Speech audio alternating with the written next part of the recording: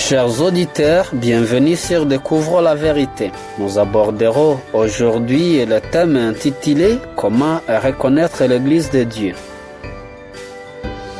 Nous verrons comment elle est l'unique sur la terre. Nous allons voir aussi le fondement sur lequel cette Église est bâtie.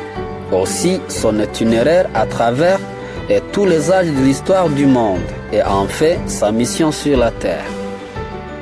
Partant du premier point, l'Église de Dieu est l'unique au milieu des multitudes de contrefaçons corrompues qui se sont prostituées avec les rois de la terre, essuyés par le monde. Selon Apocalypse chapitre 17 verset 2 jusqu'à 5 et Apocalypse chapitre 18 verset 3. Mais celle du Christ est glorieuse, sans tache, ni ride, ni rien de semblable, mais sainte et irrépréhensible, selon Éphésiens chapitre 5 verset 27. Le Christ, lui, le chef et le fondateur de celui-ci, a déclaré que son royaume n'est pas de ce monde, selon Jean chapitre 18 verset 36. Le fait qu'il y ait un seul Dieu, un seul corps, c'est-à-dire l'Église, un seul rédempteur, un seul instructeur, c'est-à-dire le Saint-Esprit, un seul baptême, une seule Bible et une seule espérance de la vie éternelle, selon Éphésiens chapitre 4 verset 4 jusqu'à 6, il n'y a aucune raison qu'il y ait plusieurs églises sur la terre et d'ailleurs qui sont contradictoires dans leur foi et dans leur manière d'agir. Car nous lisons en la lumière des Saintes Écritures et que la foi ne devrait jamais subir de changements comme nous exhorte l'apôtre Jude dans son verset 3 à combattre pour la foi qui a été donnée aux saints une fois pour toutes. Comme le Père des Lumières ne change pas et n'a aucun nombre de variations, Jacques chapitre 1er verset 17, Jésus-Christ est le même hier, aujourd'hui et éternellement. Hébreux chapitre 13 verset 8.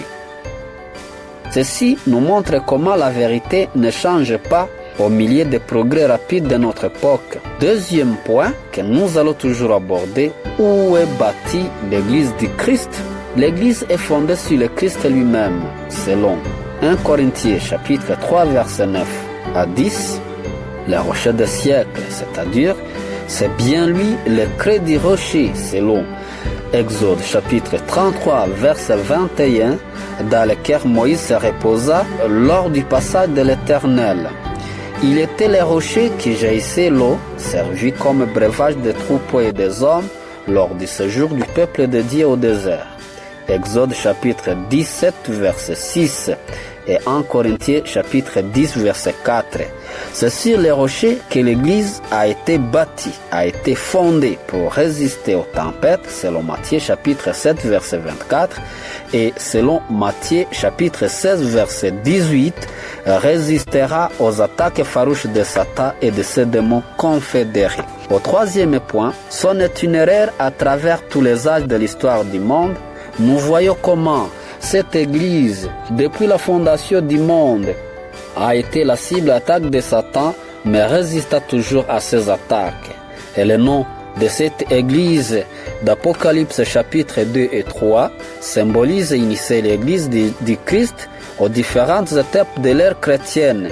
L'Église d'Éphèse, qui commença en l'an 34 jusqu'à 100, et nous voyons aussi l'Église de Smyrne, qui commence à l'an 100 jusqu'à 313, qui signifie bonne odeur, c'est-à-dire les enfants nés des apôtres. Et l'église de Pergame, qui commence à l'an 313 à 538, qui était assise sur le trône de Satan, selon Apocalypse chapitre 2, verset 13.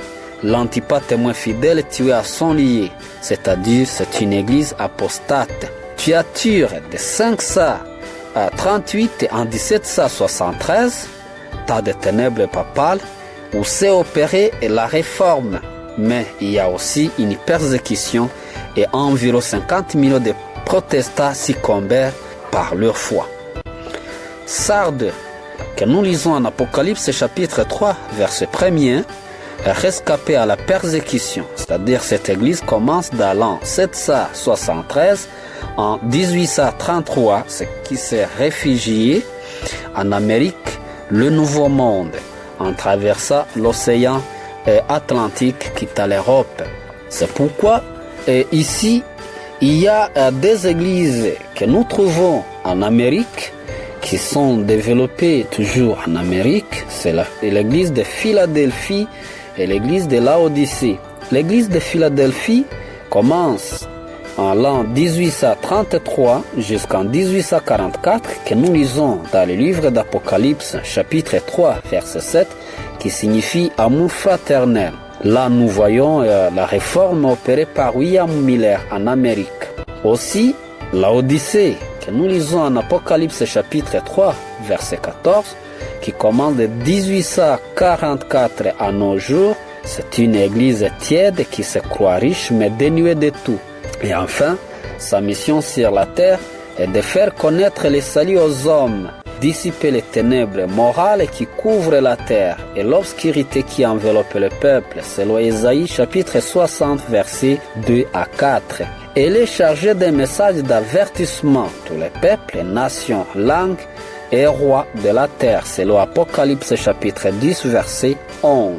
Et dans ces derniers jours, l'Église doit rentrer sur le terrain apostolique. Et dans ces derniers jours, elle doit faire briller la lumière avec plus d'éclat.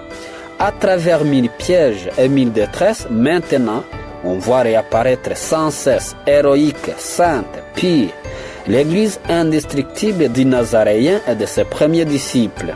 Cherchons ensemble à découvrir la véritable Église qui est la forteresse où nous devons nous réfugier au temps de crise lorsque sera déversé le dernier fléau sur un monde rebelle. C'est ma prière au nom puissant de Jésus-Christ. Amen.